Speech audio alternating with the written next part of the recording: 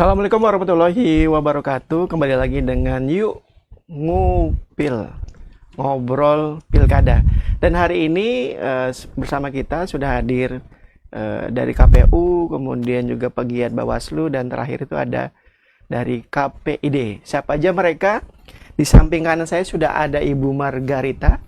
Kemarin juga sudah bincang soal KPU tapi masih dikit, makanya beliau hadir lagi hari ini untuk spill lebih banyak lagi karena banyak sekali tahapannya mesti dijelaskan oleh KPU. Lalu juga ada Ibu atau Bunda ya, Bunda Ida Kumala. Beliau ini juga pernah jadi ketua Bawaslu Pangkal Pinang, Bu ya. Tahun 2018-2023. Wah, 2018-2023. Sehat-sehat, Bu ya? Alhamdulillah. Amin. Amin. Karena beliau yang paling senior sekarang. Senior. Jadi ada yang paling senior. Kemarin juga ada yang senior, Bu. Jadi sekarang yang paling senior adalah Bunda Ida. Kemudian ada juga Mas Doktor dipanggilnya ini. Doktor Ada Al-Qodri Essos. Benar ya? Panggilnya Bang Ada ya? Boleh. Boleh. Odi. Panggil Om. Odi, Kodri boleh. Oh, Odi Qodri. Nah, ini nama beliau banyak sekali. Banyak. Saya panggil. Kalau ada itu kan susah, ada dan tiada nanti. Ya. Nah, Kodri aja atau Odi boleh. Odi ya. Orang namanya Odi ya. Oke. Betul. Jadi Bang Odi, kemudian Mbak Margarita, kemudian ada juga Bunda Ida. Dan kita akan ngomongin soal, nah ini tema yang cukup serius bagi kami di media karena ini urusannya juga banyak hal, bukan cuman cuan doang, tapi juga soal peraturan-peraturan yang harus kita bedah bareng. Jadi kita akan membahas soal aturan main kampanye di media. Itu ya Mbak Margarita ya. Nah, kalau boleh tahu ya, kita mulai dari sekarang ya. Kalau boleh tahu Mbak Margarita, Nggak boleh ya? Salah. ini yang sedang digarap atau tahapan yang sedang digarap oleh teman-teman KPU seperti apa? Terutama untuk berkaitan dengan kampanye, tahapan kampanye. Ya, udah boleh nih? Boleh. Oh, udah boleh ngobrol. Jadi ya, saat ini KPU lagi di tahapan kampanye. Jadi di tahapan kampanye, kampanye itu ada beberapa metode. Jadi ada pertemuan terbatas, kemudian juga ada debat publik, kemudian juga ada pertemuan tatap muka atau dialog, ada penyebaran bahan kampanye, kemudian pemasangan alat peraga. Nah, yang keenam ini yang berdasarkan dengan topik kita ini iklan media massa dan iklan media elektronik yang tentunya ini menjadi difasilitasi oleh KPU. Jadi ada dari beberapa metode itu ada 4 yang kami fasilitasi untuk peserta. Pertama jelas debat atau pemaparan penyampaian visi misi. Kemudian nanti ada penyebaran bahan kampanye yang sudah kami laksanakan kemarin, sudah selesai. Kami memasang baliho spanduk yang ada kebetulan kita pesertanya cuma 1 ya. Jadi ada juga sih kemarin ketika kami selesai memasang itu ada beberapa civil society yang mengatakan bahwa KPU partisipan karena memang memasang spanduk itu. Sebenarnya gini, di kesempatan ini juga saya katakan bahwa bukan kami partisipan karena ini menjadi fasilitas dari difasilitasi oleh KPU karena kebetulan pesertanya cuma 1. Nah, kalau pesertanya pun 10 atau 5, itu semua kami fasilitasi, kami pasang, kami cetak, kami pasang juga gitu. Dan kami maintain ya. Kalau ada kehilangan gitu kan kami pelihara lah. Kemudian juga ada namanya pemasangan alat peraga yang ini kami lakukan kemarin. Kemudian yang sesuai dengan tema kita ini adalah iklan media massa, cetak dan media elektronik. Ini menjadi fasilitas KPU. Nah, ini juga mengapa menjadi penting kami mensosialisasikan hal ini di acara kita ini. Kami tidak mau nanti sama dengan halnya kami memasang APK. Jadi nanti ada tendensi bahwa KPU partisipan. Jadi kayak harus kami edukasi bahwa nanti pun ketika kami memasang masang iklan di media elektronik dan media massa itu menjadi hak konstitusi dari peserta ini sendiri yang diamanatkan oleh undang-undang dan PKPU. Gitu. Dalam artian bahwa kota kosong itu bukan peserta pemilu. Ya, seperti tadi kemarin kita bahas kan. Jadi ini penegasan kembali bahwa kota kosong bukan peserta pemilu. Jadi tidak ada tugas dari KPU untuk memasang baliho atau mereka ikut kampanye kayak gitu. Atau kami memfasilitasi mereka, ya kami tidak ada hak atau kewajiban kami untuk memfasilitasi itu. Oke. Dari 4 tahapan tadi, mana yang menurut Ibu paling krusial? Semuanya krusial. 4 metode. Ya. Sebenarnya media massa, iklan media massa dan media elektronik ya. Nah, nanti sengaja KPU juga mengajak kita berkolaborasi KPID, karena sebenarnya pengaturan tentang media elektronik ini lebih mengetahuinya dari KPID. Nanti mungkin bisa kita dengar dari KPID. Sebelum sampai ke Bang Audrey ya, Bang Odi, evaluasi sementara dari KPU sendiri soal kampanye di media. Evaluasinya berdasarkan pemilu kemarin ya, kita kemarin mungkin 2018 kemarin beda. Kalau kami kemarin di 2024 itu mungkin karena kami lebih melakukan mitigasi ya. Jadi sebelum masa hanya seperti kami lakukan sekarang, kami juga sosialisasi, kemudian juga gencar kami sosialisasi memanggil media-media, memberikan jelas berkolaborasi dengan KPID waktu itu, agar media tahu juga sih frame-nya mana yang harus kalian kerjakan, mana yang boleh kalian terima, walaupun nanti kan ada dari paslon itu ada ya, ini kan komersil kan ya gitu, tapi tetap ada aturan main. Jadi dan lebih tahu itu KPID sebenarnya. Ya, kalau mungkin ada sih kemarin juga ya, beliau lebih tahu, ada mungkin yang yang ditegur karena mungkin berkampanye sebelum kayak gitu kan pada beberapa tersebut. Kalau kami lebih ke frame-nya bahwa ini boleh dilakukan 14 hari sebelum hari H. Jadi sebelum itu jangan. Kemudian juga ada hal-hal yang kami lebih ke fasilitas yang kami berikan. Jadi kami seperti apa satu calon ini, seperti apa yang nanti akan kami berikan media ini kami sampaikan nanti. Ini sangat hati-hati kami, karena kalau dulu kami penyampaian ke media elektronik itu di radio atau televisi gitu kan, iklannya calon ini A B C D gitu kan ya, untuk ajaran ke TPS gitu kan. Nah, kalau ini cuma satu nih, ini sebenarnya menjadi tantangan kami jauh menjawab mana dari metode 4 ini berat dan iya, nanti dibilangin jangankan itu kan, Mas APK ya kemarin dibilangin kami simpatisan. Makanya kok pas di baliho itu kan ada baliho yang besar tuh kan, dan di atas ada KPU punya kami. Itu kami mencetak dan kami memasang. Dan kami maintain ketika ada yang hilang kayak kami data gitu. Dan sudah banyak yang hilang atau? Sudah ada yang hilang. Sudah ada di daerah Haritan dan Semabung, sudah ada yang sudah ada laporan. Sudah ada laporan. Hanya 2 hari hidupnya. Oh. Dipasang, malam besoknya udah hilang. Cepet kali ya itu ya. Cepet. Jadi mulai ada panas sedikit. Kondisi realitisnya mungkin Bang Kodri bisa cerita deh soal kampanye di media ini, karena tadi ujungnya kayaknya KPID lebih tahu banyak gitu. Bisa dijelaskan Bang Kodri? Terima kasih Bang. Kampanye media dengan kampanye kita biasa secara tatap muka itu berbeda. Ya. Kalau kita kampanye di media cetak elektronik itu kan perbatasan. Ya. Kita dalam undang-undang pemilu itu kita punya waktu 14 hari. Ya. Artinya itu sehari sebelum masa tenang. Artinya kalau kita lihat dari tahapannya dimulai September sampai dengan 26 November, dari 23 September kalau tidak salah ya. Kemudian kita di media cetak dan elektronik itu dari tanggal 10 November sampai dengan 26 November. Itu 14 hari.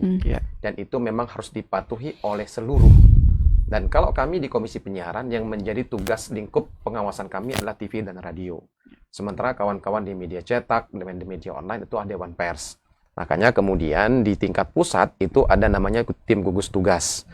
Di antara Bawaslu, kemudian KPU, KPI, dan Dewan Pers. Nanti turunannya ke bawah, termasuk kami di provinsi.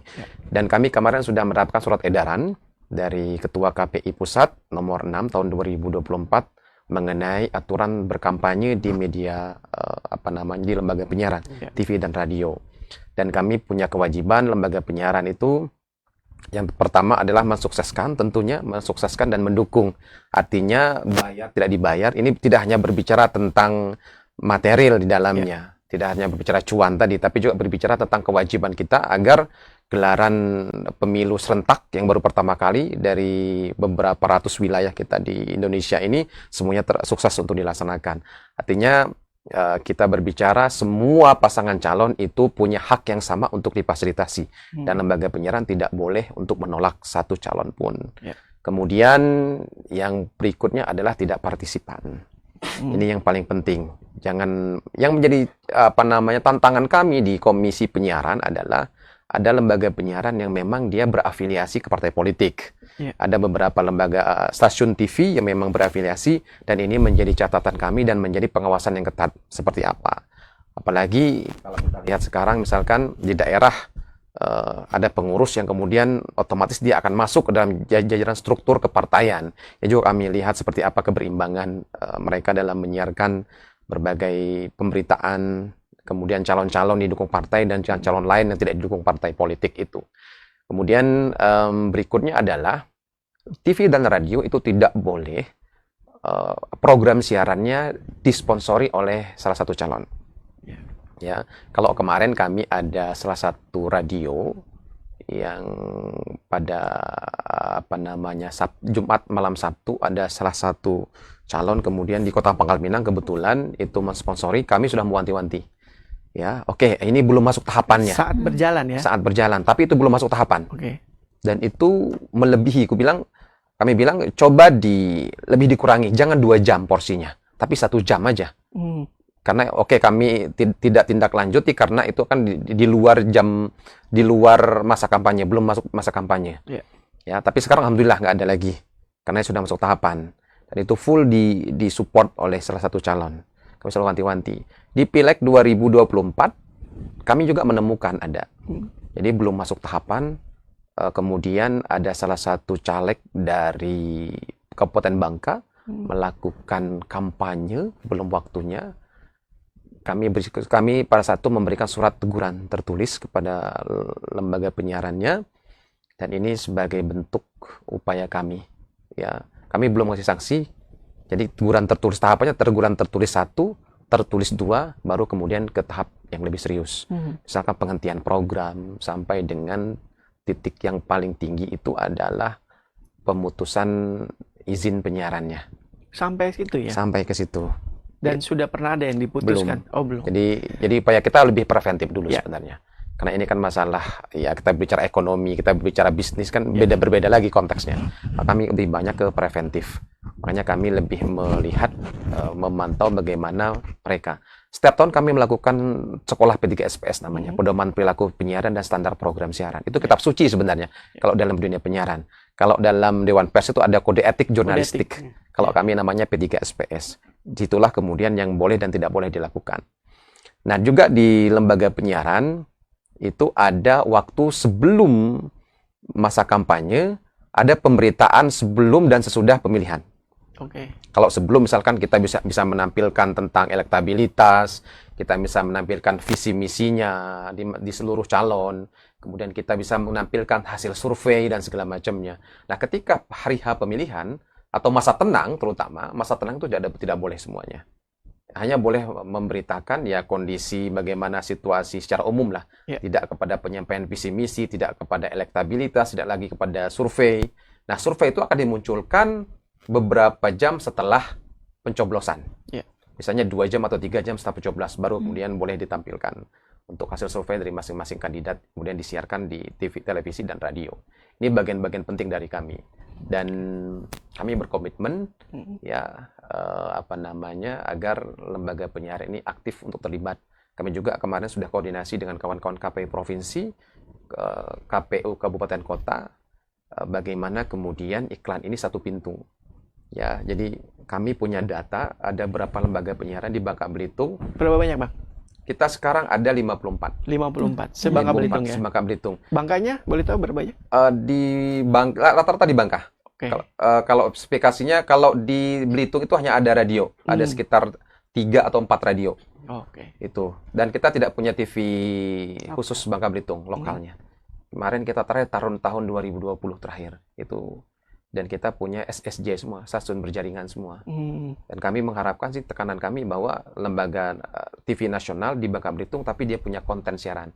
Kalau sekarang ada beberapa yang sudah punya konten siaran, punya program tersendiri. Dan itu kan bisa dimasuk oleh kawan-kawan KPU, entah penayangan debat atau apa. Kemarin kami sudah berkomunikasi. Itu bisa lebih, artinya kita lebih, ya biaya lebih murah lah dibandingkan kita secara nasional misalkan. Yang penting kawan-kawan tercover semua di situ. Begitu, Bang. Oke, bentuk pengawasan dari teman-teman KPID terhadap 54 tadi, itu seperti apa, Bang? Abang satu-satu ngeliat TV atau datang ke acara atau gimana bentuk pengawasannya?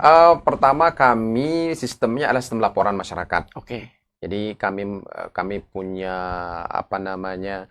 punya melalui email, telepon, WA itu kami lakukan. Kemudian kami di KPID itu ada tim pemantau siaran. Oke. Dan dia ada tim pemantaunya ya? Ada tim pemantaunya. Jadi ada mungkin bahasanya riset center gitu ya? Ya. Jadi mereka itu mendengarkan radio tugasnya. Menonton TV, di depannya ada buku P3 SPS-nya. Jadi di mana porsi-porsinya. Ya, atau ketika kami misalkan jalan nih dengan radio. Nah, kami nanti kemudian ada apa misalkan ada pelanggaran, kami selalu catat jam berapa, radio mana, acaranya apa Dan yang direkam berarti. Ya. Dan kami kemarin juga ada laporan termasuk dari BP POM yang sering masuk itu kan terkait obat dan makanan. Satu obat misalkan dia mengkampanyekan bisa menyembuhkan seluruh penyakit misalkan. Itu bohong gitu ya? Itu nggak boleh Pak ya? Kalau terlalu over tidak boleh. Overclaim gitu. Nah, tapi kan aturan BP POM dan kami kan berbeda sebenarnya. Berbeda aturan, makanya kami sampaikan ke lembaga penyiaran kemasannya lebih harus hati-hati. Kami tidak memberikan sanksi karena beda aturan, tapi kemasannya lebih dicoba dirubah lagi lah.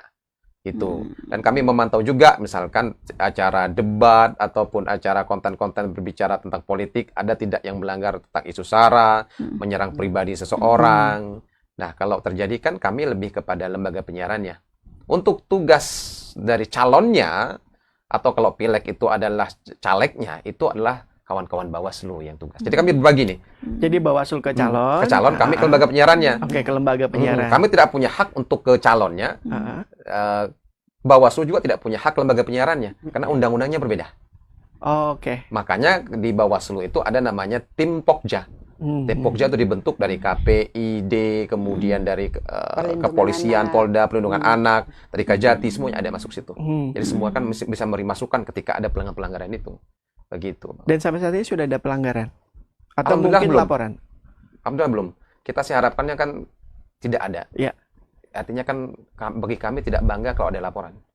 Kami lebih baik zero pelaporan, zero pelanggaran. Bukan nggak kerja berarti Bang? Iya, bukan pegawai Bu ya. Iya, kalau orang kan kalau tidak ada laporan kan dianggap tidak bekerja. Oh salah. Kami lebih bangga tidak ada laporan. Justru nggak ada laporan. Betul. Nggak enak kita nindak orang. Kita aja nggak enak ditindak orang kan gitu. Atau pura-pura nggak tahu ada laporan. Iya. Nggak, kalau kami di sana insya Allah profesional semua. Oke. Tidak ada ini, tidak ada itu. Ya kita secara pribadi kita punya pilihan dah semua. Oke. Jadi saya katakan kita di ruang ini ketika sudah berkumpul 7 orang komisioner tidak ada lagi warna-warna. Ya, kalau salah, kalau enggak. Oke. Tim yang memantau itu berapa orang, Pak? Kalau kami sekarang ada 7 orang. 7 orang. 7 orang. 7 orang. Jadi mereka ada yang bergiliran, ada yang, dan kami punya sistem rekaman. Jadi alat kami itu ada rekaman, di situ menyimpan ada 24 jam dia merekam. Nanti ketika ada laporan atau apa, kami tinggal ada buktinya di situ. Ya, tinggal dilihat aja ya tanggal berapa, jam berapa gitu ya. Betul. Ada sistem yang sudah kami terbangun.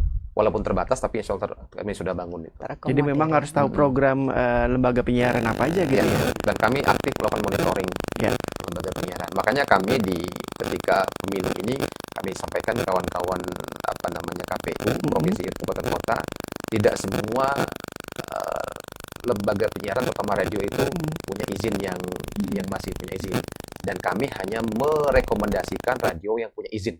Tidak punya izin tidak boleh. Itu pelanggaran. Jadi memang harus ada izinnya ya. Kalau nggak ada izin bukan urusan, itu ilegal. Ya. Nggak mungkin negara berurusan dengan hal-hal ilegal. Betul. Begitu. Harusnya begitu ya. Betul. Tapi ada juga dong. Sampai hari ini ada, kami dorong untuk melakukan proses pengajuan izin. Oke. Jadi kan pembedaan antara tidak mengurus dan proses pengurusan. Ya. Gitu. Oke, tahan dulu ya. Siap. Tahan, karena ini Bunda juga ada mengangguk-angguk ini. Ini tanda-tanda beliau sudah paham banyak kayaknya. Dan Bunda ini ada dua saya tangkap Bunda, jadi KPU maupun dari teman KPID bahwa kalau ini bahwa masalah utama di tahapan ini adalah tahapan untuk sosialisasi di media. Mungkin berdasarkan pengalaman Bunda sebagai dulu ketua Bawaslu di Pangkal Pinang bisa cerita soal kenapa poin ini sangat penting. Itu yang pertama. Yang kedua, Bunda tadi ternyata sampai saat ini belum ada loh laporan ataupun pelanggaran yang terjadi di Pangkal Pinang terutama atau mungkin Bangka Belitung ya. Gitu Bunda. Iya, karena Bangka Belitung. Terima kasih. Jadi mungkin untuk yang ini tadi seperti yang sudah diceritakan oleh Ibu Margareta, artinya tahapan kita nanti untuk media iklan ini, iklan kampanye secara resmi diatur di undang-undang itu per KPU nomor 13 tahun 2024 di pasal 29, 30, 31 sampai 32 termasuk penyiaran itu semuanya diatur bagaimana aturan mainnya itu semuanya ada di pasal-pasal itu. Kemudian nanti memang hal ini media ini kan sekarang menjadi sesuatu yang sangat-sangat seksi. Jadi kaum-kaum kelompok-kelompok milenial atau kelompok-kelompok yang bukan kelompok kami lah gitu ya. Itu ya Gen Z itu mereka pasti banyaknya ke situ. Termasuk nanti tetap ada di media sosial, ada juga itu aturannya. Nah, jadi itu memang harus dikemas secara aturan.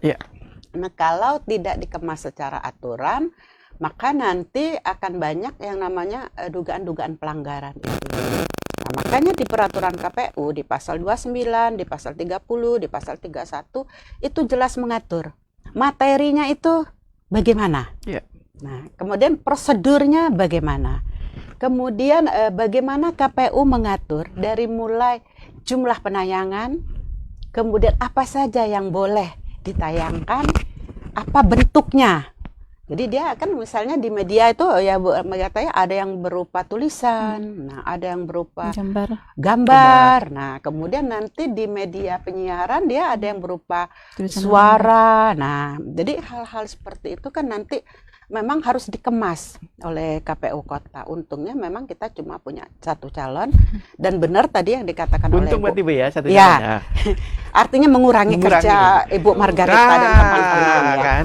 Tapi ada sisi pekerjaan lain nih. Ya, ada sisi pekerjaan lain yang artinya secara psikologinya. Nah, jadi memang banyak sekali perbedaan antara pemilihan kepala daerah Kota Pangkal Pinang khususnya di 2018 kita hampir 7 tahun ya. Hampir 6 tahun ya. Jadi saya waktu itu ketua Panwaslu. Kita masih pengawas pemilu, masih ad hoc. Nah, jadi dinamika waktu itu luar biasa. Karena calonnya banyak. Ya, calon itu ya. Nah, karena calonnya banyak, ada 4 calon dan saya bilang itu bahwa kita punya calon perseorangan waktu itu. Nah, kemudian media ini adalah belum seperti ini ya, belum sehebat ini. Jadi nanti kalau untuk yang media sosial itu kan ada akun yang terdaftar itu. Nah, itu nanti jadi permasalahan karena akun yang terdaftar itulah yang boleh diawasi. Yang prosedurnya benar. Tetapi akun-akun yang tidak terdaftar ini nanti bagaimana Bawaslu menindaklanjuti itu tantangan nanti bagi Bawaslu. Nah, itu artinya aturan main yang diatur di pasal 29, 30, 31 dan 32 jelas. Materinya tadi itu kan harus nanti memang yang membuat materi itu adalah pasangan calon atau nanti atas persetujuannya. Kemudian diajukan kepada KPU. KPU nanti akan melihat ini sudah sesuai atau belum. Nah, ternyata belum, maka KPU akan mengembalikan kembali untuk diperbaiki. Makanya sekarang KPU sudah harus, karena kita udah tanggal 10 November Bu Margareta, jadi memang prosedurnya sudah harus berjalan ini.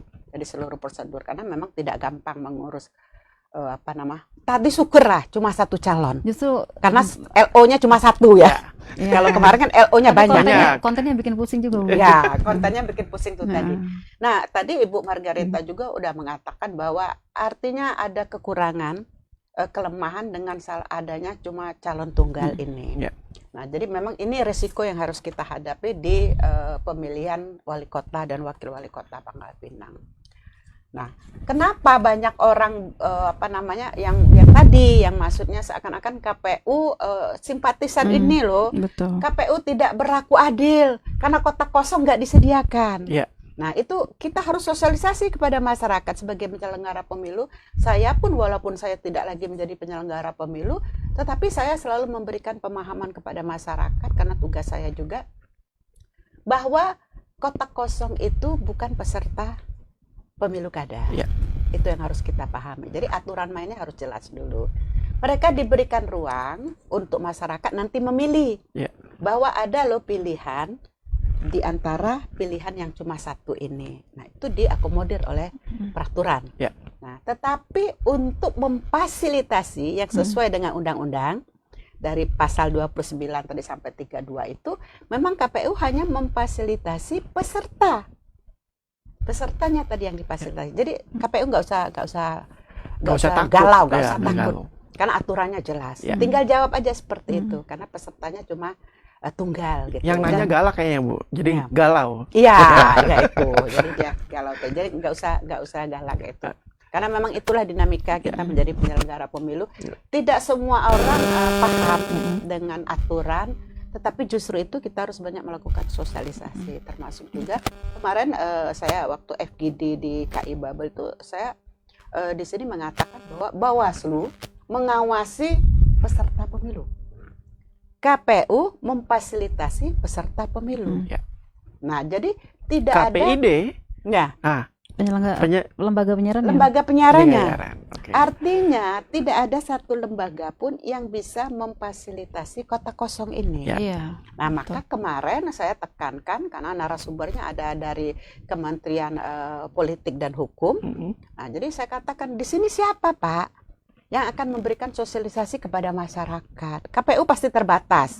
Karena fokus mereka pasti ke peserta, bukan kepada ini. Tapi masyarakat harus tetap diberikan kecerdasan, penjelasan bahwa ada hal seperti ini. Nah, itu saya tekankan kemarin. Siapa? Pemerintah dong. Apakah itu pemerintah daerah sampai ke jajaran bawahnya, Kesbangpol gitu kan. Nah, nanti mereka justru yang memberikan pemahaman itu kepada masyarakat. Sehingga tidak sampai terjadi yang tadi. Takutnya ini justru terjadi masalah-masalah yang karena tidak dipahami tadi. Padahal kita aturannya jelas. Jadi aturan main, karena ini kita kan kembali ke aturan. Aturan mainnya jelas.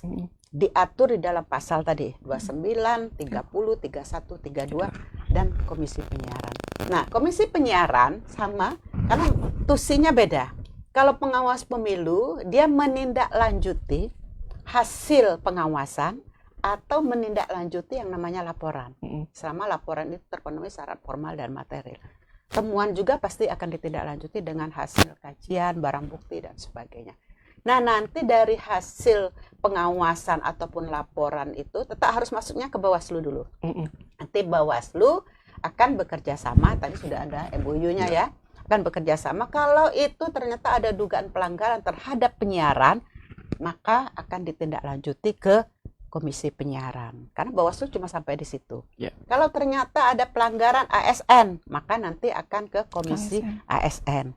Kalau ada pelanggaran terhadap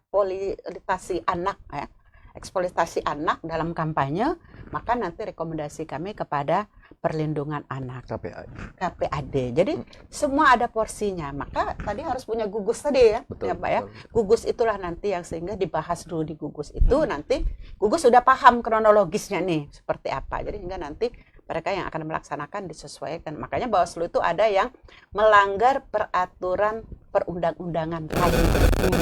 Tidak dia tugasnya. Tapi dia tidak sebagai eksekusi. Kecuali yang sifatnya dia memang pelanggaran yang diatur misalnya pidana pemilu. Itu pun eksekusinya tetap kepada Gakumdu, nanti kepolisian dan kejaksaan. Nah, rekomendasi ya Bun ya? Ya, rekomendasi nanti. Jadi Bawaslu sebenarnya merekomendasikan atas pelanggaran-pelanggaran tadi ya? Atas pelanggaran-pelanggaran. Eksekusinya itu. tetap ada Eksekusi di tetap ada di lembaga masing-masingnya gitu. Jadi memang dia. Nah, kalau pada tahun 2018 sebenarnya di media ini yang menjadi kendala kita adalah di masa tenang. Di masa tenang itu tadi kan jelas nih KPU udah mengatur nih materinya, jumlahnya, jumlah tayangannya, kemudian kontennya ukurannya, kontennya, itu banyaknya. Semua sudah jumlah banyak itu semua sudah diatur. Sudah rinci sekali. Sudah rinci oleh KPU. Nah, itu nanti tidak baik, tidak masalah. Ya. Tapi di hari tenang ada yang namanya semacam ucapan ulang tahun, ucapan hari Besar. Jadi, besar, tapi gambar pasangan Calon. calon. Nah, ini yang abu-abu. Jadi kemarin justru baik itu di pemilu gubernur 2017 maupun di pemilu wali kota dan wakil wali kota banyak ditemukan hal itu. Nah, mungkin nanti ini catatan juga bagi kita semua. Sebenarnya kita sudah ada itu ke mana ya, ke Dewan Pers, ke mananya. Nah, di sini nanti ketidakjelasannya. Jadi mohon nanti mungkin saya di akhir komen saya nanti saya akan memberikan itu, bahwa kalau tindak lanjut itu kemana gitu. Misalnya kita Bawaslu mau ngundang klarifikasi. Nah, ini kan iklan kampanye. Yang bertanggung jawab di media ini siapa gitu. Saya taruhlah kita Bangka Pos ya. Nah, ke siapa? Misalnya kita ngirim pasti ke Pemprepnya misalnya, kepada Pemprep. Apakah harus CQ bagian periklanan? Nah, CC-nya. ya, karena berkali-kali yang pernah kami hadapi menjadi pengawas pemilu dari pemilu gubernur 2012, 2017, 2018 seperti itu. Sehingga akhirnya banyak terkendalanya di situ. Jadi seakan-akan kita tidak menindaklanjuti itu. Nah, tapi alhamdulillah nanti tadi teman-teman Bangka Pos ini memang sudah dekat dulu dengan pengawas pemilu sehingga mereka sedikit paham. Nah, jadi memang itulah Prosedurnya ya. Ya, Oke. jadi seksi itu karena memang media ini alat yang yang paling banyak dilihat orang. Ya. Kalau baleho, spanduk itu kan sebenarnya orang udah agak inilah ya. Ya. Walaupun nggak kampanye, nggak ini ada aja. Dan spanduk penyebaran ya. juga lebih Dan gampang. penyebar masuk. ya. Jadi memang kalau media itu apalagi nanti media sosial itu tantangannya Iya. luar biasa. Nah. Media sosial itu kalau elektronik kita masih bisa membatas ya, karena ada ukuran, ada misalnya macam penyiaran, cara penayangannya, kemudian suaranya, terus yang pasti bahwa selama mereka ini sesuai dengan aturan main tadi saya sebutkan di dalam PerKPU nomor 13 tahun 2024 itu, intinya jangan pernah memberikan berita bohong, kemudian jangan menjelek-jelekan, kemudian jangan ada unsur sara, kemudian hal-hal lainnya yang dianggap bisa melukai, mengandung kedengkian lah atau kejelekan lah gitu. Nah, jadi mungkin itu aja nanti. Bunda, boleh tahu nggak tadi yang wilayah abu-abu itu sudah clear atau belum? Sebenarnya secara ini clear, cuma sebenarnya itu menjadi hambatan. Oke, apa clearnya? Karena apakah diatur dalam PKPU atau mungkin aturan hukum yang lain? Enggak, jadi artinya kita nanti ke medianya itu bahwa seandainya ini nanti pertanggungjawabannya kemana. Jadi tetap akhirnya kami tindak lanjut ke Dewan Pers waktu itu. Ya, jadi nanti kalau memang itu dugaan pelanggaran, memang nanti ditindaklanjuti medianya itu sama tadi seperti penyiaran gitu. Tapi dasarnya dari apa ya? Misalkan kan dari dasarnya aja kita belum tahu nih apakah ini menyalahi peraturan atau enggak. Ya tadi dasarnya PerKPU tadi. PKPU. Ya, artinya di masa tenang kan tidak boleh lagi ada yang namanya kampanye. Oke. Nah, Misalnya saya kasih contoh nih, Ya. Bunda, biar agak enak ngomongnya. Jadi misalkan si calon ini mengucapkan selamat hari jadi sebentar lagi mungkin Bangka Belitung. Ya. Selamat hari ulang tahun Bangka Belitung. Betul. Dia tidak boleh hanya memunculkan figurnya dia. Nah, itu yang menjadi wilayah abu-abu Nah, tadi. oke. Jadi contoh selama ini banyaknya seperti itu. Ya. Jadi kejadian-kejadian itu justru ya ini November, artinya kan kita nanti akan ulang tahun Bangka Belitung, ya. Nah, di sela-sela itu, padahal sudah nggak boleh lagi misalnya kampanye kan, nggak boleh lagi yang tadi, tapi dia masih selamat hari lahir Bangka Belitung yang ke ini, tapi fotonya mereka berdua. Itu nggak boleh secara aturan kan mereka itu seakan-akan kampanye, tapi tetap kita nanti pasti akan melakukan kajian dulu. Kajian ya. Iya.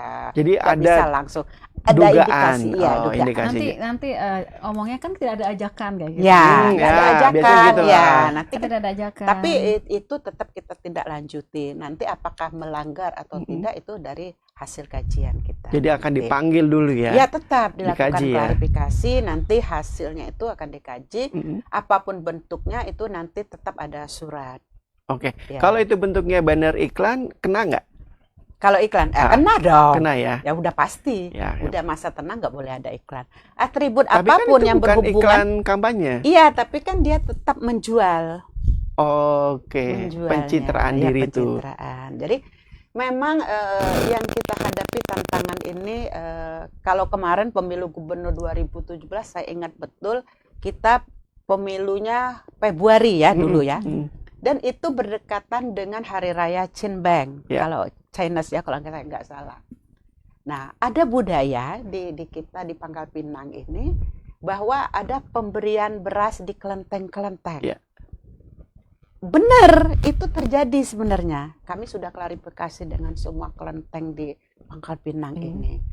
Jadi memang itu rutin. Ya. Karena dulu mereka nganggap bahwa sedekah lah ya kalau kita Muslim itu. Nah, tetapi momennya pas kampanye pemilu kada kita dan itu dibagikan. Ya. Nah, jadi hal-hal seperti itulah yang menjadi tantangan bagi kita. Jadi nanti memang kalau pengawas misalnya dari sisi pengawas, fokus pengawasan harus ke situ nanti sama dengan penyiaran kan bisa saja. Ya. Mengucapkan selamat Cengbeng. Cengbeng atau ulang tahun Bangka Belitung kami. Nah, Nah, kan tetap ke situ, tapi kita tidak boleh langsung menjudge bahwa itu pelanggaran. pelanggaran, baru Tanpa dugaan. hasil, ya baru dugaan tanpa Bisa. hasil kajian ada pelanggaran. Nah, atau tidak. itu Bang Kodri, berarti ada peluang.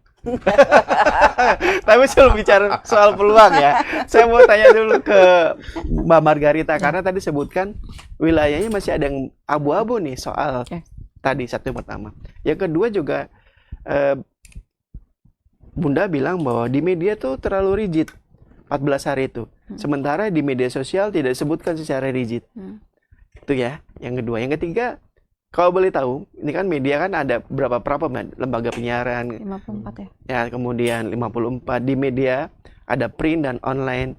Itu Ya. jumlahnya lumayan banyak ya di Pangkal Pinang. Ya. Nanti saya akan tanya juga ke sebelah bagaimana ngawasin media-media itu kan. Yang pertama dulu soal bahwa ada abu-abu. wilayah abu-abu Ya. di situ.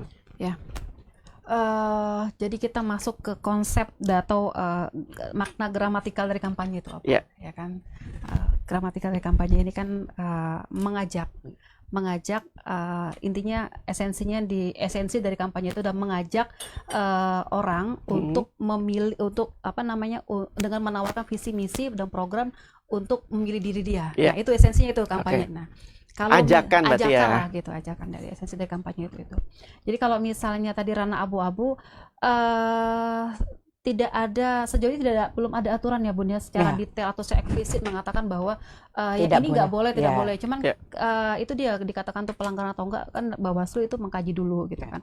Kalau di PKPU yang jelas memang tidak ada dimaknai secara dijelaskan secara eksplisit itu nggak ada di PKPU, Juknis atau di undang-undang nggak ada.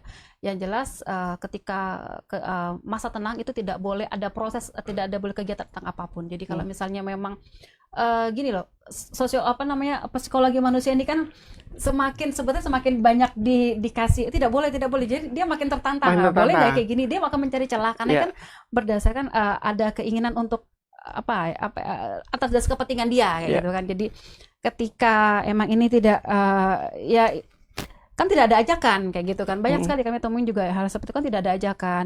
Jadi hanya foto atau juga yang padahal sebenarnya tidak boleh ada aktivitas apapun ketika masa tenang, tidak boleh ada apapun. Jadi tapi ya mungkin mencari celah, jadi celah, tidak ada ajakan, cuman foto itu juga yang kami yang hanya pengucapan selamat ulang tahun atau ucapan apa kayak gitu kan. Jadi ya sekali lagi kalau itu penindakannya ada di ranah Bawaslu. Tapi secara aturan sudah tidak ada sama sekali. Tidak ada. Termasuk Secara misalnya detail itu tidak ada, cuma hanya di secara gramatikalnya apa namanya masa tenang tidak boleh ada kegiatan apapun. Tidak Gitu. boleh ada kegiatan Tidak apapun.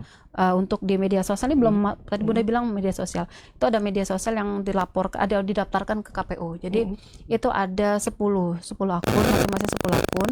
10 akun media sosial. Saya Pangkal Pinang ya. Enggak, satu calon. Satu calon. Per akun. Jadi kalau Oke. misalnya Facebook jadi 10 kayak gitu. Nah, itu IG 10 gitu harus yang dilaporkan, yang didaftarkan ke KPU.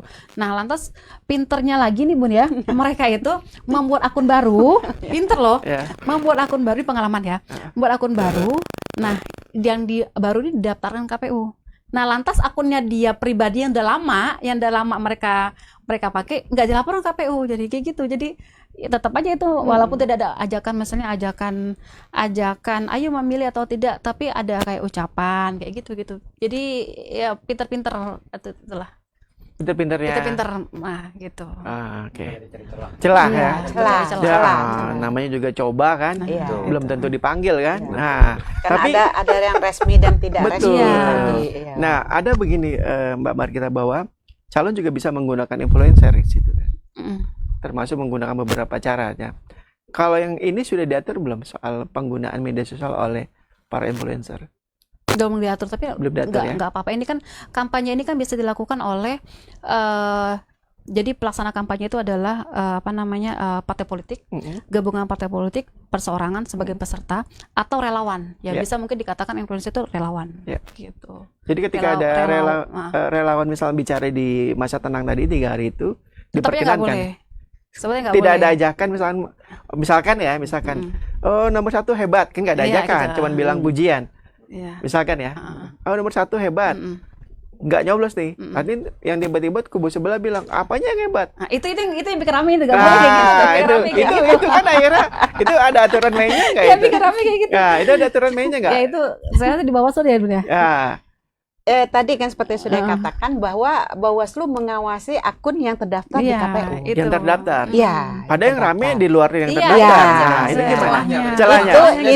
Itu nanti bisa kita masuk kalau seandainya di akun-akun yang liar tadi atau akun-akun pribadi yang tidak masuk ke dalam tim kampanye dan sebagainya itu nanti tetap ditindaklanjuti kalau ada laporan, ada screenshot dan sebagainya. Sering kami menerima itu. Nah, nanti melalui rapat pleno dan kajian akan kita tindak lanjutnya di tim cyber. Oh, bisa ya. Bisa. Bentuknya rekomendasi gitu ya. Kalau itu menyangkut berita yang tidak benar, kemudian menjelek-jelekkan pasangan calon, kemudian yang nama unsur sara tadi. Nah, jadi yang artinya hal-hal yang seperti itu kan dia umum tuh.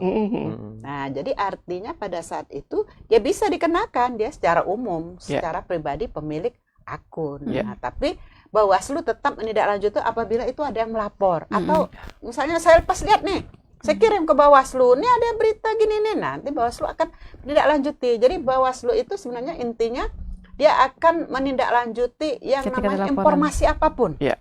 selama itu ada dugaan pelanggaran. Ya. Maka Bawaslu selalu mengajak masyarakat untuk pengawasan partisipasi, karena kalau kita pengawas Bawaslu nggak mungkin kerjanya ini. Jadi yang satu-satu masyarakat seperti KPID dan sebagainya, memang mereka lah yang menjadi bagian daripada kolaborasi itu ya, kolaborasi namanya, bukan lagi pengawasan partisipasi. Jadi Jadi kolaborasi. dia lebih maju ya.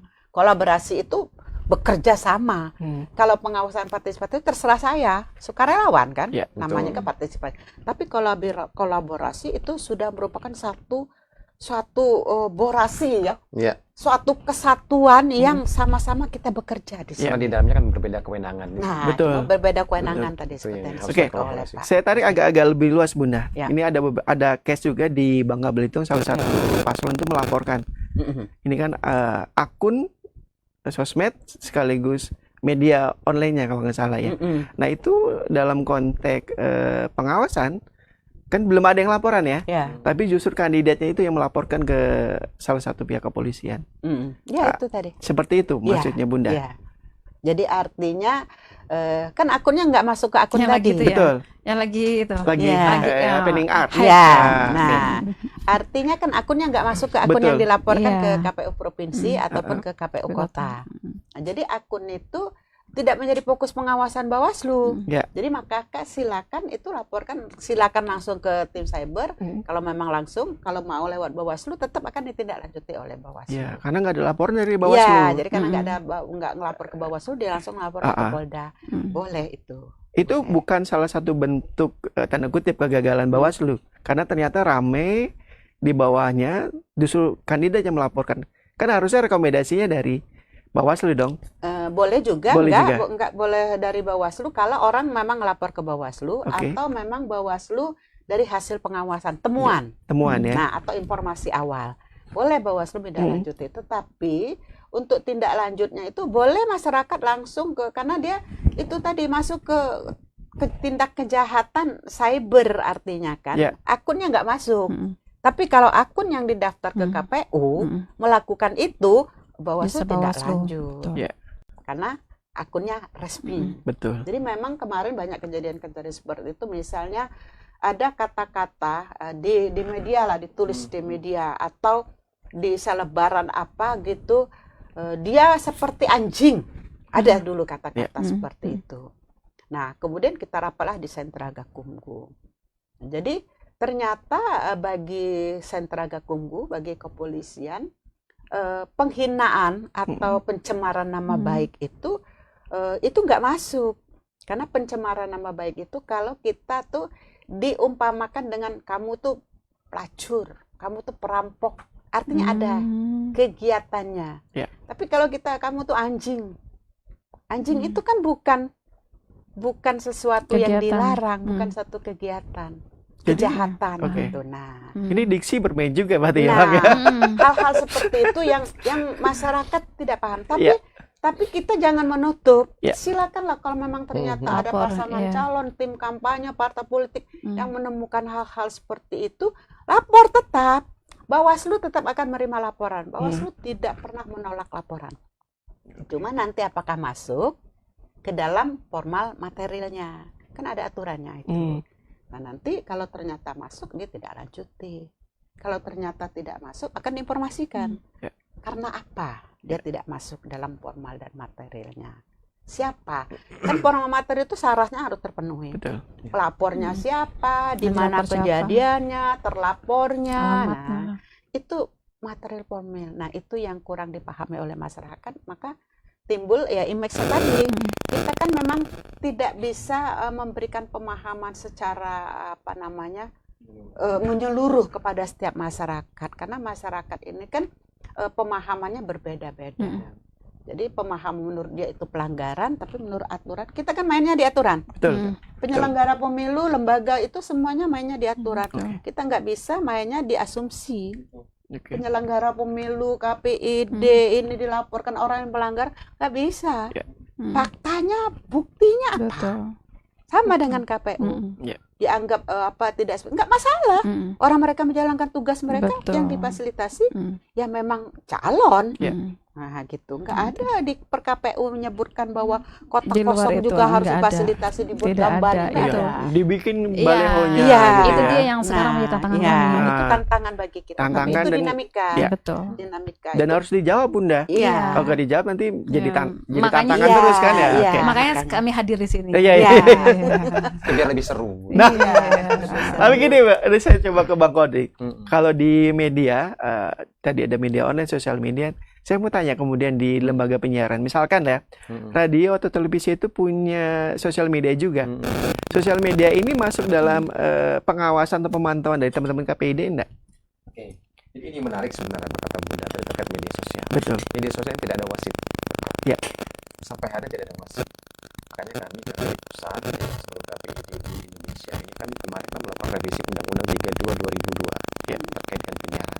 Termasuk di dalamnya adalah bagaimana KPI itu adalah menjadi wasit semuanya. Jadi Facebook, kemudian media Instagram sampai dengan YouTube, sampai dengan YouTuber itu kan bagian dari kami.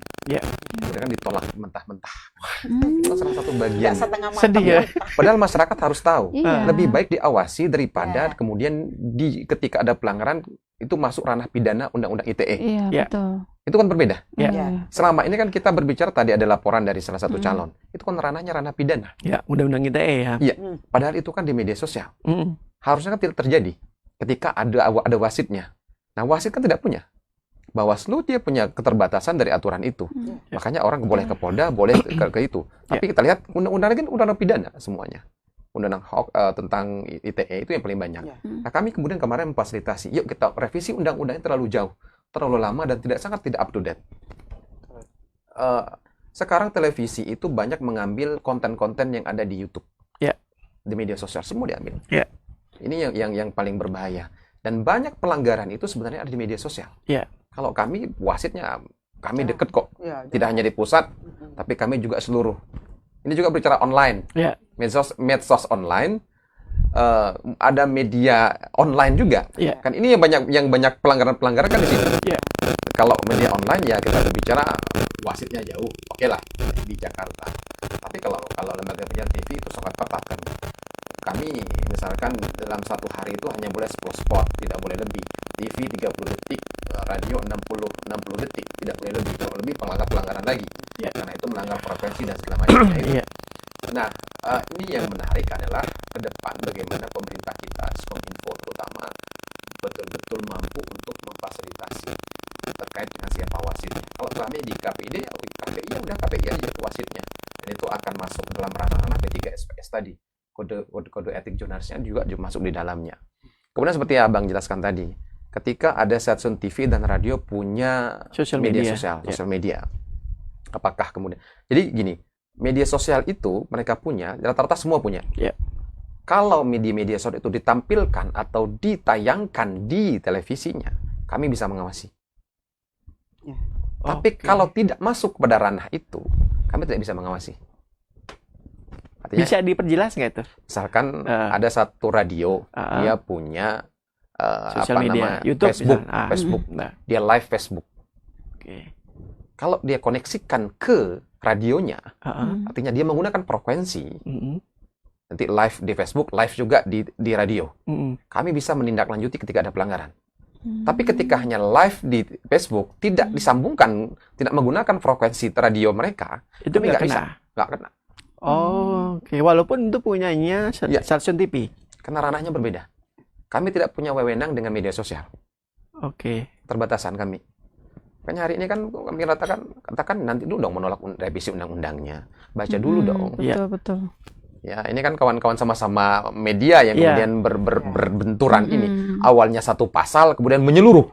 Garis besarnya. Kita tidak melihat hari ini media sosial itu kan sistemnya sistem AI. Artificial intelligence. Hari ini anak kita menonton hal-hal yang berbau hal-hal buruk akan muncul kemudian. Hari ini kita nonton orang nge-like video orang kekerasan. Dia akan memunculkan kekerasan lainnya. Itu kan AI, artificial intelligence. Bayangkan kalau kita hari ini YouTube, Facebook, Instagram itu kan atau Twitter atau X itu kan tidak ada sensor sama sekali. Orang mau live hal-hal tentang kekerasan, kejahatan dan segala macam kan tidak ada. Bayangkan anak-anak kita menonton tanpa sensor dan kita tidak punya wasit sama sekali. Kalau punya wasit kan semua dibatasi. Dan kalau kita bicara tentang pilpres, pileg, pilkada, ini ranah pentingnya adalah bagaimana peran ini tadi. Harusnya media sosial itu ranahnya sama dengan ranah media cetak dan elektronik. Kalau dia 14 hari itulah dia jatahnya. Nggak boleh lebih. Kami banyak diprotes. Kenapa kami kok hanya 14 hari? Jangan salahkan KPI dan KPID-nya. Undang-undangnya silakan revisi dulu. Karena bukan KPU ya? Bukan KPU, itu undang-undangnya mengatur di situ. Di KPU-nya. Nggak bisa kita mengintervensi. Silakan revisi undang-undang dong. Kami hanya menjalankan undang-undang. Itu bagian penting. Hanya 14 hari itu kan dikit bagi kawan-kawan. Kami kan dikit sekali dan banyak waktunya. Kami hanya dapat sedikit, sementara ini banyak. Sementara sebelum itu nggak boleh gitu kan? Nggak boleh gitu. Sama media cetak juga nggak boleh. Media sosial pun nggak boleh. Tapi media sosial sebelum aturan itu muncul, mereka sudah berkampanye terus. Bahkan di masa tenang tadi Bunda sampaikan, mereka juga sama. Dan mereka buat celah. Kalau nggak ada aturannya tadi nggak ada aturannya. Kalau misalkan di media sosial ada ulang tahun tentang Bangka Belitung nih, selamat ulang tahun, HUT segala macamnya. Kalau di radio beda lagi. Kalau di radio beda lagi. Ada azan nih, mau zuhur. nanti calonnya muncul. Saya si A mengucapkan selamat menunaikan ibadah, sholat zuhur, maghrib, isya, itu muncul semua. Itu boleh nggak? gitu ya. Boleh. Itu tidak ada pelanggaran. Itu wilayah abu-abu. Iya. Wilayah abu-abu. Yang terpenting beliau yang calonnya tidak mencitrakan dirinya, Betul. tidak mengajak, tidak menyampaikan visi misinya, tidak menyebutkan bahwa dia calon. Kalau nama boleh. Sebentar. Kalau misalkan itu ada di media televisi, selamat beribadah, itu boleh. Karena ada Boleh. citra diri orang. Dia tidak menyampaikan bahwa dia calon, dia tidak menyampaikan visi misinya apa, Dan ajakan. tidak ada ajakan, dan Berarti- tidak ada partai politik. Berarti di banner boleh dong, Bunda? Karena kan nggak ada ajakan. Iya, itu tadi makanya. Itu kan bilang abu-abu. Abu-abu, Kan? iya. Contoh. Tuh. Ini antara KPID Iya. sama Bawaslu. Pilpres. Kemarin kan ada salah satu calon presiden Ah, yang di masjid ngambil wudhu. betul. Betul. Kami kemudian Sholat dihujat. maghrib ya. Sholat maghrib. Iya. Kami dihujat se-Indonesia. Katanya kami partisipan. Nah, Kami bilang, coba cek lagi aturannya silahkan. Di mana kampanyenya? Loh, kalau orang mau sholat, ditayangkan. Nggak apa-apa kan? jadi sosial media kita penuh dengan ajakan sholat ya. Iya. Ada Oke. lagi misalkan ada jingle lagu. Iya. Kemarin di Pilpres juga kami dapat laporan. Hmm. Ada Bawaslu juga atensi. Itu kok si Presiden A itu kok ada di radio ada jinglenya. Gue bilang itu kan hanya jingle. Tidak ada ajakan, tidak ada visi misi, tidak ada yang berkaitan dengan aturan-aturan kita. Di Bawaslu tidak ada, di KPI tidak ada, di KPI pun tidak ada. Nah, kita mau mendorong apa? Kalau kita mencabut itu, kita melanggar aturan. Kita melanggar aturan. Iya. Dan kita merugikan pihak lembaga penyiaran. Iya. Karena Malah itu kan- KPID yang kena ya, Nah, dilaporkan balik ya. Betul. Oke. Itu kan ini hal-hal yang semacam ini yang kemudian ya kreativitas Iya. di Iya. Iya. kreativitas lembaga penyiaran media juga Iya. untuk mencari lah. Ya, mencari celah Mencari ya. celah, betul. Dan yang masih abu-abu ya. Iya. Banyak hal kok, ada pantun, ada lain Iya. sebagainya. Betul, pantun. Banyak yang menjadi celah. Ini yang konteksnya hari ini kita bagaimana media sosial ini ada wasit. Itu yang paling Penting. Dan sampai saat belum ada wasit. Sampai saat ini. ya. revisi Undang-Undang 32. Ya. Kami optimis di anggota DPR yang baru di Komisi 1 DPR RI ini bisa Jadi buat menyelesaikan Pilkada selanjutnya dong ya. betul. Bukan yang tahun ini ya. Karena SARA, Ya. semua itu masuknya adalah perjalanan pribadi itu semuanya di media sosial. Oke. Kalau ranah TV dan TV Masih dan lah ya, masih radio, enak kontrolnya. masih enak kontrol.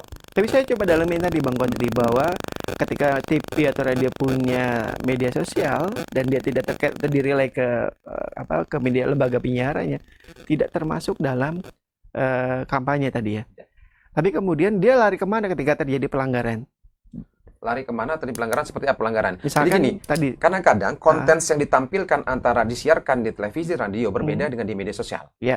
Kecuali misalkan konten yang tadinya sudah ditayangkan di televisi dan radio kemudian dimunculkan ke media sosial. Ya. Nanti dulu kadang-kadang ini kan dia punya medsos tapi berbeda konten yang disiarkan antara dia yang itu dan disiarkan. Ya.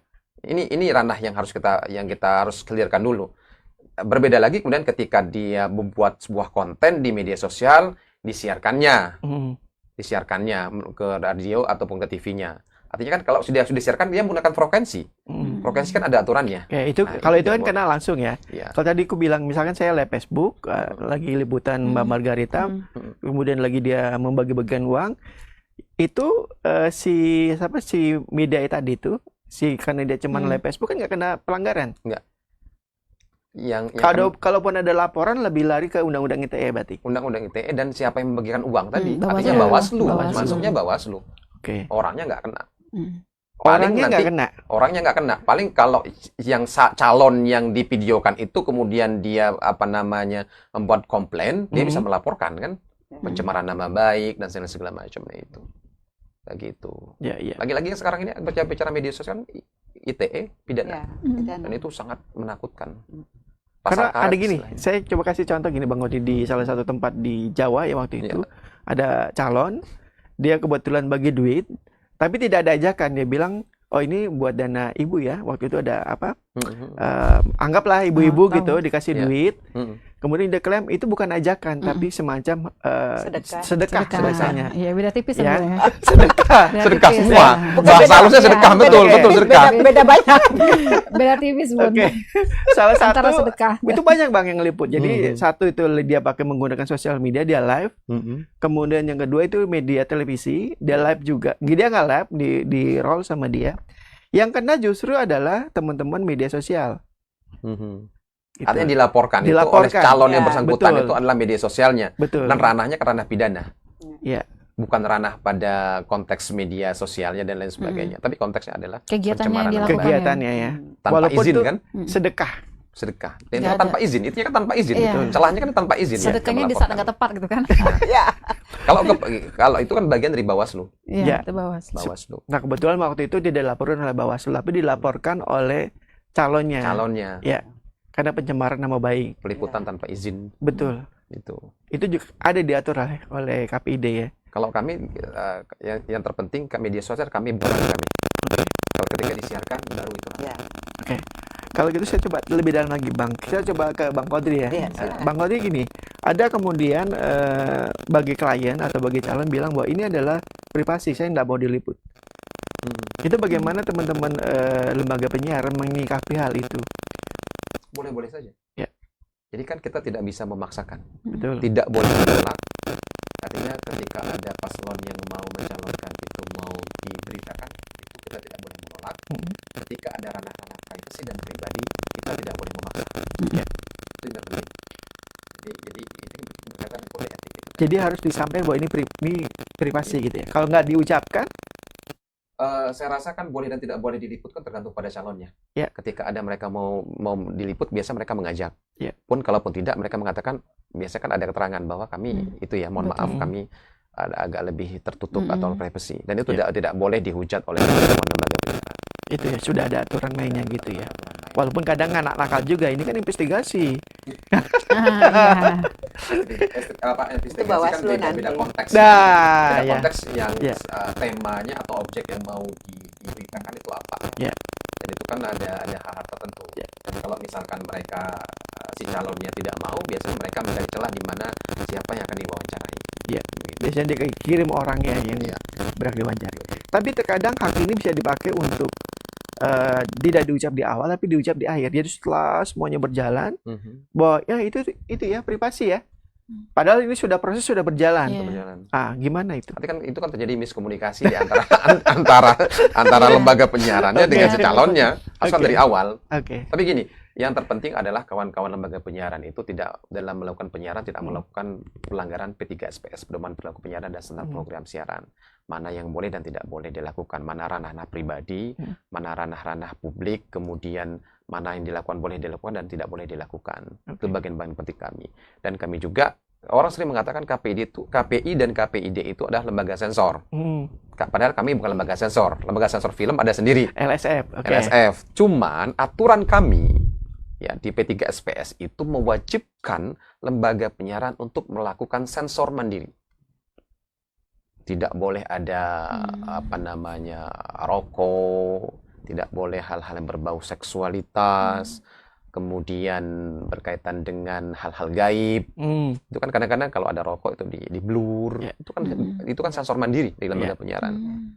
Atau ada ucapan-ucapan yang itu melanggar etika dan norma itu langsung Itu gambar darah-darah gitu ya. Ya, betul. Langsung dibulur tembuti. Ya, betul. Dan kawan-kawan tantangannya ketika live biasanya.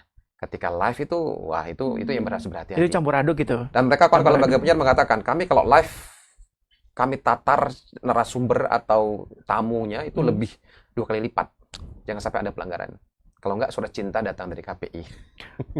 Oke. Jadi perlu ada briefing ya bahasanya. Iya.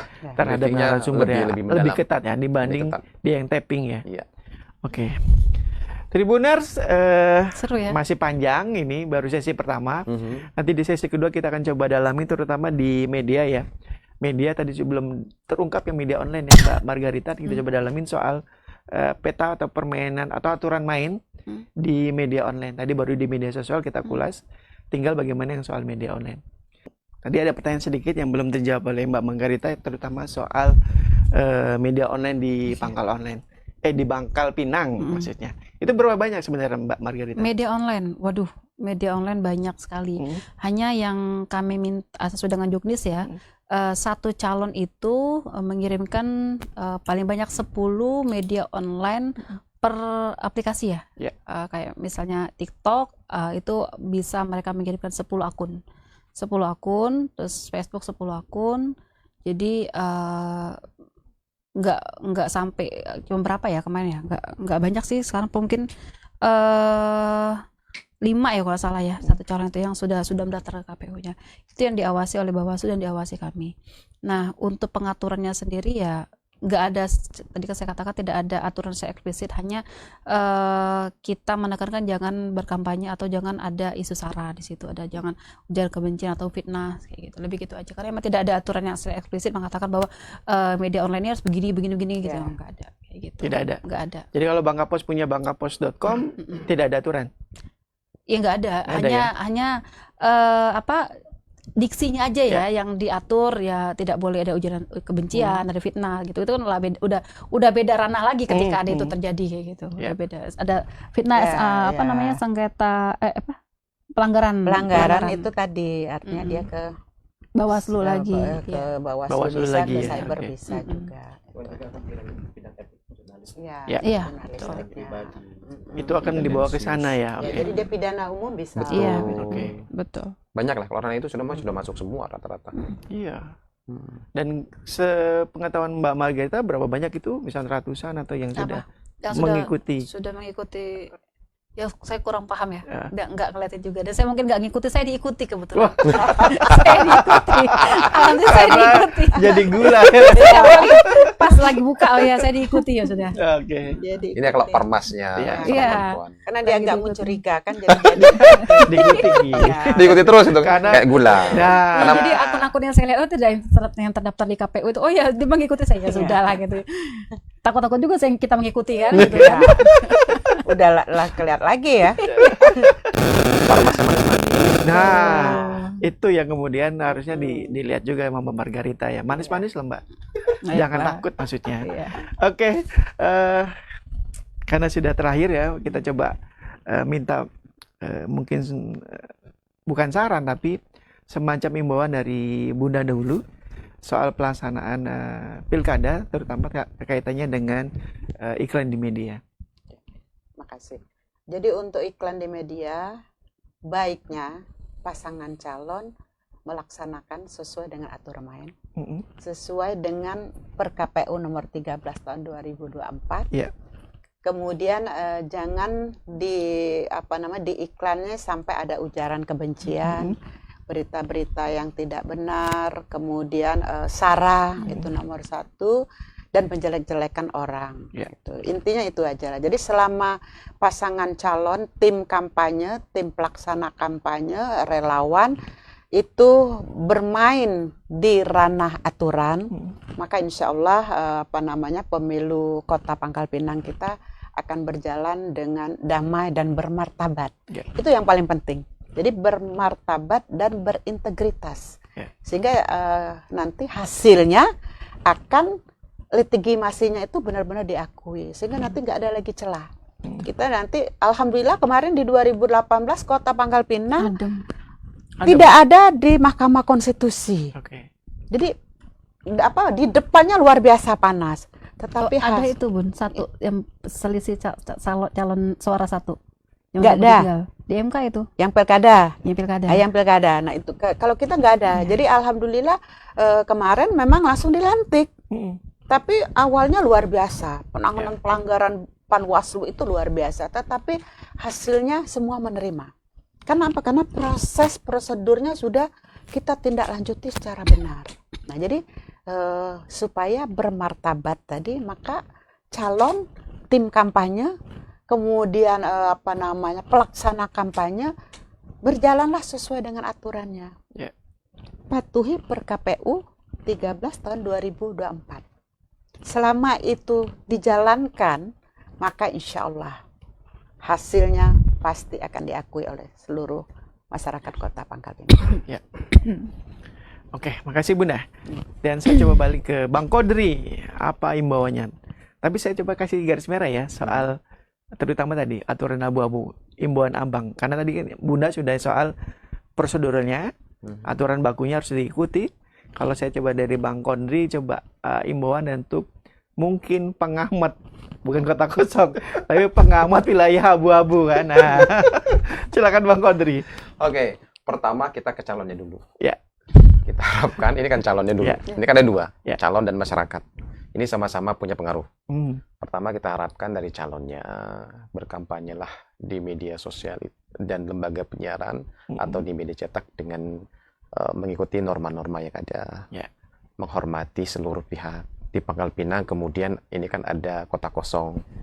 Nah kita harapkan calon yang ada itu menghormati tentang pergerakan-pergerakan ini. Ya. Pun ada pergerakan-pergerakan kota kosong, maka kawan-kawan itu harus juga menghormati calon yang ada. Ini kan kalau terjadi sinkronisasi ini kan adem. Ya. Ya, pilkada kita damai. Kemudian calon juga menyampaikan kepada tim-timnya berkampanyelah dengan cara yang baik. Ya benar tadi kata Bunda sudah aturan. Ya. Hindari wilayah abu-abu. Hindari ya. Hindari wilayah abu-abu yang kemudian ini akan membuat kondisi politik kita akan semakin memburuk. Ya. Karena tidak hanya pengawas pemilu, tapi ada masyarakat yang juga aktif dalam mengawasi. Ketika dalam pengawasan tidak terjadi pelanggaran, tapi masyarakat ini kan terus melakukan kritik-kritik terhadap proses demokrasi yang terjadi. Ini kita harapkan. Jadi, dan kawan-kawan pun lembaga penyiaran pun sama. Jadi kalau pertama adalah calonnya, kedua ada lembaga penyiaran, kawan-kawan persnya. Ya. Ya, patuhilah. Hari ini kalau kita berbicara, kalau ada calon mau mengiklankan, nanti dulu ditunda dulu. Cuan loh. Ya. Oh, cuan. Oke. Tunggu tanggal 10 November 2024 sampai dengan batasnya 26 November. 23. 23. 23 November. Ya, 23 November itu adalah batas 14 hari yang diberikan uangnya. Kemudian selama belum diberikan hak untuk beriklan, maka kawan-kawan boleh menyampaikan informasi-informasi yang update berkaitan dengan aktivitas-aktivitas seluruh tapi berimbang. Ya. Tidak, kalau ada calon di provinsi atau kabupaten kota semuanya harus berimbang. Ya, hari ini kalau kita berbicara ada kota kosong punya hak juga untuk diberitakan. Calon memang kewajiban kita untuk memberitakan. Ya. Ya, jadi dua-duanya berimbang. Ya. Ya, kemudian untuk masyarakatnya juga. Masyarakat juga sama. Bagaimana kondisivitas yang terjadi. Ya, kemudian menghindari komen-komentar yang hari ini kan kita kan yang penting kan bagaimana eksekusinya tanggal 27 November. Betul. Ya, Konkret ya. konkret aja kita hari ini. Kita berbeda pendapat biasa-biasa aja. Kadang-kadang kita ini kan tidak tahan untuk mengomentari di media sosial. Panas, karena kita dihina. Gatal tangannya. Oh, gatal tangan. Ini yang harus kita tahan. Pun kita mau membalas kan tentu dengan hal-hal yang baik. Ya. Sehingga kemudian kondusif dan tidak perlulah ada pelaporan-pelaporan. Ya, pelaporan apalagi ranahnya pidana. Tidak perlu, ya kita tidak boleh memanaskan para calon, ya yang orang terdekatnya. Ya. Tapi bagaimana kita menggunakan secara preventif tadi, kita tidak usahlah langsung ke Polda, kita punya Bawaslu. Yeah. Bagaimana prosesnya berjalan. Kalau lembaga penyiaran ada yang salah, ke kami aja, nggak perlu ke polisi. Ya. Kita ada mekanisme yang harus jalankan. Nah, kalau tiga ini, calon, persnya, masyarakatnya sudah berkolaborasi dengan baik, saya rasa 27 November itu akan menjadi hal yang menarik, dan kita kan punya PR pileg, kita angka partisipasi politiknya kan 80 ke atas. Yeah. Kita harapkan di pilkada ini, pilgub, pilwako dan pilbub ini kan bisa meningkat. Yeah. Karena 2020 kalau kita terakhir kemarin kan angkanya kan di bawah 80. Betul, 60. Malah di bawah 70%. 60%. Ini kan tantangan bagi kawan-kawan penyelenggara bagaimana 27 November angkanya bisa naik 75 minimal atau bisa di angka 80 sama dengan Pilpres dan Pileg. Ya. Ini kita harapkan seperti eksposisi di lapangan, datang ke TPS, pilih pemimpin dengan track record-nya, dan kita sebut itu tidak ada lagi dendam-dendam, kita menerima kekalahan, kemenangan juga, yang menang juga jangan jumawa. Jadi semuanya bisa terkondisikan dengan baik. Oke. Bijak banget ya. Bijak kali ya KPD. Emang kalau Bijak KPD itu banget. bijak ya. Tapi tadi sempat disinkronkan Mbak Margarita. Tadi PR-nya adalah ke Angka partisipasi. 65 atau bisa jadi 90 tadi. Kalau nggak salah target 90% ya kalau nggak Targetnya salah. di 75 lah. 75 ya. 75% atau 70 sampai 75% lah kita. Kok rendah? Iya. 80 loh. Ya, itu kecenderungan jarang sekali ya apa namanya Pilkada dan pilkada sama legislatif dengan beda. legislatif beda. Karena kalau legislatif ini kan ada pilpresnya, itu yang Iya. membuat ya agak jadi yang mempengaruhi angka partisipasi ini kan sebenarnya adalah pemilihnya. Jadi kalau misalnya ada DPT, DPTB dan DPK. Jadi DPK itu juga masuk hitungan karena kita kan tidak ada DPK ini kan yang banyak Khusus sekali ya. warga Pangkal Pinang, warga luar yang di Pangkal Bisa Pinang itu bisa milih. memilih. Itu mempengaruhi jadi Ya. tingginya angka Tingginya pilpres. Nah, kalau misal pilkada ini kan enggak, Ya. hanya KTP Bangka Belitung aja. Ini aja DPTB baru ngelapor sampai sekarang baru 3 orang Baru 3 orang. Baru 3 Hingga saat ini. hingga saat ini. Oke, silakan closing statement. Oh iya, saya closing statement-nya jangan salah menilai, gitu aja. Jangan salah, Abu-abu. Saya juga dengarnya. jangan salah menilai. Iya, iya. Jangan salah menilai. Jadi Harus dijelaskan kali ini biar gak jadi abu-abu. Iya, iya. ya, jangan salah menilai. Kami KPU dan Bawaslu saat ini masih netral, tidak partisipan. Apa yang kami lakukan khususnya untuk KPU apa yang kami lakukan sekarang ini memang sudah menjadi tugas dan kewajiban kami. Apa yang kami lakukan ini adalah hak dari konstitusi peserta.